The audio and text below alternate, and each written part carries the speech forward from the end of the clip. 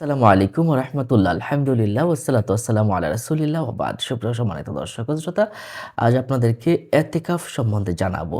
এতেকাফ কি, কখন করতে হয়, কিভাবে করবেন, কেন করবেন এবং সমস্ত মাসাইলগুলো জানাতে আপনাদের সাথে আছি মাওলানা কাজী আমিন আত-তাফহিম।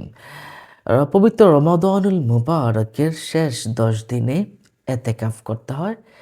এই এতেকাফ করা ফরজে কেফায়া।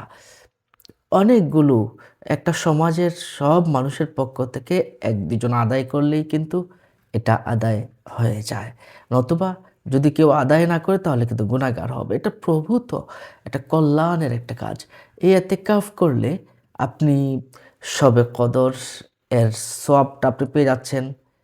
মসজিদে অবস্থান করে গুনাহ থেকে মুক্ত থেকে আপনি শবে কদরের সওয়াব পেয়ে যাচ্ছেন এবং শবে কদর তালাশ করতে পারছেন। আল্লাহর সন্তুষ্টি লাভ করতে পারছেন এবং আপনি ওখানে বসে, বসে কোরআন তেলাওয়াত, নামাজ, তসবিহ, তাহলিল ইত্যাদি ভালো কাজগুলো আপনার দ্বারা সংগঠিত হচ্ছে। সম্মানিত দর্শক ও শ্রোতা, তাহলে এই এতেকাফ আমরা যদি নিয়মিত প্রতি বছর আমরা করতে পারি তাহলে নিঃসন্দেহে একটা ভালো কাজ হবে এবং আল্লাহর নৈকট্য লাভ হবে। গুনাহ থেকে আমরা তওবা করতে পারবো, লাইলাতুল কদর অনুসন্ধান করতে পারবো, দুনিয়া থেকে সাময়িক বিচ্ছিন্ন হয়ে আল্লাহর পথেই আমরা থাকতে পারবো। এতেকাফ কি? আল্লাহর সন্তুষ্টির জন্য নির্দিষ্ট সময় মসজিদে অবস্থান করা, ইবাদতে মগ্ন থাকাকে এতেকাফ বলে।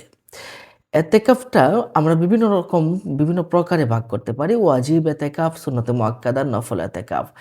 মানত করলে এটাকে ওয়াজিব এতেকাফ বলা হয়। আপনি মানত করে ফেলেছেন যে আমি এতেকাফ করব, এটা আপনার জন্য কি হয়ে যায়? ওয়াজিব বা ফরজের মতো হয়ে যায়। সুন্নতে মুআক্কাদা হলো রমজানের শেষ ১০ দিনের এতেকাফ, এটা সুন্নতে মুআক্কাদা। সম্মানিত দর্শক ও শ্রোতা, এরপর নফল এতেকাফ আছে।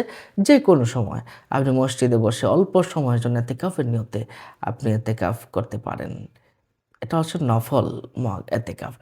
রমজানের এতেকাফের হুকুম, এই বিষয়ে যদি আমরা জানতে চাই তাহলে সুন্নতে মুআক্কাদা আলাল কিফায়া। মহল্লার অন্তত একজন করলেও সবার পক্ষ থেকে আদায় হয়ে যায়। তাহলে এতেকাফ কখন করবেন? আপনি রমজান মাসের ২০ তারিখে অর্থাৎ ২০তম রমজানের যখন সূর্যাস্তের আগে মসজিদে প্রবেশ করে আপনি চাঁদ দেখা পর্যন্ত, ঈদের চাঁদ দেখা পর্যন্ত আপনাকে মসজিদে অবস্থান করতে হবে। এই সময়টা হলো এতেকাফের সময়। আর এর বাইরে যদি কম বেশি হয় তাহলে আপনার সুন্নাতে মুআক্কাদার এতেকাফটা কিন্তু আদায় হলো না। তো এতেকাফ আপনি কি মসজিদে করতে হবে না বাড়িতে করবেন? পুরুষরা অবশ্যই মসজিদে করতে হবে। আপনি আল্লাহর সন্তুষ্টির জন্য সুন্নতে এতেকাফের নিয়ত করলাম এইটুকু বলে আপনি মসজিদে প্রবেশ করবেন। কোথায় এতেকাফ করবেন? এই বিষয়টা আমাকে যদি প্রশ্ন করেন তাহলে আমি বলব পুরুষদের জন্য আপনি যে মসজিদে জামাত হয়, জুমা হয়, এই মসজিদে আপনারা এতেকাফ করবেন। আর নারীদের জন্য ঘরের নির্ধারিত একটি স্থানে, যেখানে একদম গোপন কুঠুরিতে, ওখানে বসে তারা নির্ধারিত নামাজের স্থানে তারা এতেকাফ করতে পারবে। যদি নির্ধারিত ঘরের কুঠুরি না থাকে, যেকোনো জায়গায়, ঘরের ভিতরে যেকোনো জায়গায় তারা করতে পারবে। এতেকাফ অবস্থায় আপনি নামাজ, কোরআন তেলাওয়াত, জিকির, দোয়া, বিভিন্ন কিতাব, মাসালার কিতাব পড়া, বিভিন্ন বই পড়া, প্রয়োজনীয় কিছু কথাবার্তা বলা, এইগুলো আপনি বলতে পারবেন। আর কিছু কাজ করলে আপনার এতেকাফটা ভেঙে যাবে, এই বিষয়টা কিন্তু আমাদের জানাটা জরুরি। বিনা প্রয়োজনে যদি আপনি মসজিদ থেকে বেরিয়ে যান, তাহলে আপনার এতেকাফটা কী হয়ে যাবে? নষ্ট হয়ে যাবে। আপনি যদি স্ত্রী সহবাস করেন, এতেকাফ নষ্ট হয়ে যাবে। তারপরে আপনার যদি মহিলা যদি ঘরের ভিতরে থাকে আর মাসিক শুরু হয়ে যায়, ঋতুস্রাব, হায়েজ যদি শুরু হয়ে যায়, তাহলে মহিলাদের এতেকাফটাও কি ভেঙে যাবে। আর যদি কেউ অজ্ঞান হয়ে যায়, পাগল হয়ে যায়, তার জন্য এতেকাফ থাকবে না, তার এতেকাফটাও ভেঙে যাবে। এখন প্রশ্ন হলো, তাহলে কি আমরা কোনো প্রয়োজনীয় কাজেও আমরা এতেকাফ থেকে বের হয়ে বিভিন্ন জায়গায় যেতে পারবো না? হ্যাঁ, যেতে পারবেন। যেমন আপনি প্রাকৃতিক প্রয়োজনে পড়েছেন, বিভিন্ন প্রাকৃতিক প্রয়োজন, যেমন আপনার টয়লেট, অজু বা খাবার আনতে গিয়ে কেউ খাবার আনার দেওয়ার মতন নেই, তাহলে সংক্ষিপ্ত সময় কেউ সাথে কথা না বলে সোজা যাওয়া আবার সোজা চলে আসা, এমনটা করলে পারবেন। এতেকাফ অবস্থায় আপনি ঘুমাতে পারবেন, তবে এমন বেশি সারা দিন রাত ঘুমাবেন এমনটা যেন না হয়। হ্যাঁ, এতেকাফে আমরা একটা আধুনিক একটা মাসালা আমি রিসার্চ করেছি। এতেকাফে আপনি মোবাইল ব্যবহার করতে পারবেন কিনা?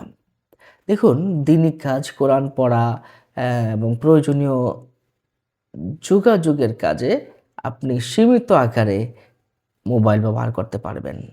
আর এখানে বসে মসজিদে বসে মোবাইল দিয়ে বিনোদনের কাজ চালালেন, না, এটা কিন্তু হবে না। আপনার এতেকাফের মূল যে মাকসাদ, এই মাকসাদটা আপনার হাসিল হবে না। যার কারণে আপনার এতেকাফটা কিন্তু মাকরুহ হয়ে যেতে পারে। তো লাইলাতুল কদর পাওয়ার সাথে এতেকাফের একটা সম্পর্ক রয়েছে, যে রমজানের শেষ দশকে রাসূল সাল্লাল্লাহু আলাইহি ওয়াসাল্লাম বলেছেন এতেকাফ রাসূল সাল্লাল্লাহু আলাইহি ওয়াসাল্লাম বলেছেন লাইলাতুল কদর তালাশ করার জন্য। এজন্য মসজিদে বসে ইবাদত বন্দেগীর মাধ্যমেই লাইলাতুল কদর তালাশ করার জন্যই আমাদেরকে এতেকাফটা জরুরি বলে মনে করি। আপনার এতেকাফ যদি কোনো অবস্থায় ভেঙে যায় তাহলে কাজা আদায় করতে হবে। আপনি অবশ্যই কাজা আদায় করতে হবে পরবর্তীতে।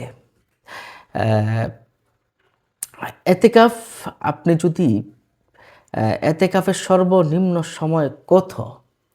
নফল এতেকাফের ক্ষেত্রে আপনি মসজিদে বসলেন, ১০-১৫ মিনিট বসলেন, নফল এতেকাফ হয়ে গেল। এটা আলাদা একটা সওয়াব। কিন্তু আপনার সুন্নত মুআক্কাদা যেটা, এটা হলো আপনার শেষ ১০ দিন। একদম পুরো সময় কিন্তু আপনাকে বসতে হবে। আর এছাড়াও আপনার এতেকাফের ক্ষেত্রে শর্ট এতেকাফ করতে পারেন নিয়তের ক্ষেত্রে। কিছু সময় আপনি বসলেন বা ৩ দিন ৪ দিন বসলেন নফলের নিয়তে, এটাও আপনার আদায় হয়ে যাবে। জুমার নামাজের জন্য অন্য মসজিদে যাওয়া যাবে কিনা? হ্যাঁ, মসজিদে আপনি যে মসজিদে এতেকাফ করছেন, এই মসজিদে জুমার পড়াটা উত্তম, এই মসজিদে পড়া উত্তম। যদি কেউ না পড়তে পারে, সেই ক্ষেত্রে ইমামদের মতভেদ আছে, যে কেউ বলছেন জুমার মসজিদ ছাড়া এতেকাফ আদায় হবে না।